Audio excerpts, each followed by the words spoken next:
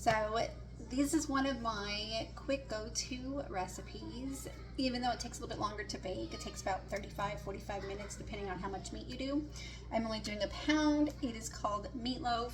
I have my meat in the ground beef in my stand mixer, and I'm just going to add the ingredients. The reason I like to use the stand mixer is because my hands actually usually start cramping up with the coldness of everything, because I never remember to take them out for room temperature, and that sure helps. So I'm just putting in some milk, egg, and oatmeal, and then some spices. I use ground mustard, I use some sage, salt, pepper, garlic powder, and onion powder, and then I just turn my stand mixer on, just a regular custom, and mix. Let it do its thing. Mix it all together.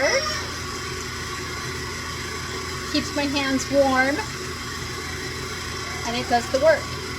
I've never tried a hand mixer, but I don't see why it couldn't work. So if you don't have a stand mixer laying around, I'd like to know maybe you've tried a hand mixer. It really doesn't take that long. And then I'm going to go ahead and put it into my stoneware, my Dutch oven stoneware, which I use a lot.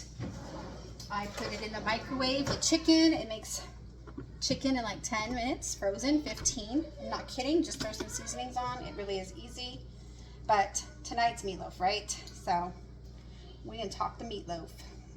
I actually even make a little tiny dressing for the top made of ketchup and some mustard and some brown sugar, and then put it on top about 10-15 minutes after. So there, it's all mixed up. I'm gonna go ahead and pour it into sometimes, you know, pour it into my Dutch oven. Finish my sentence. Okay, there we go. And I'm just gonna smash it down.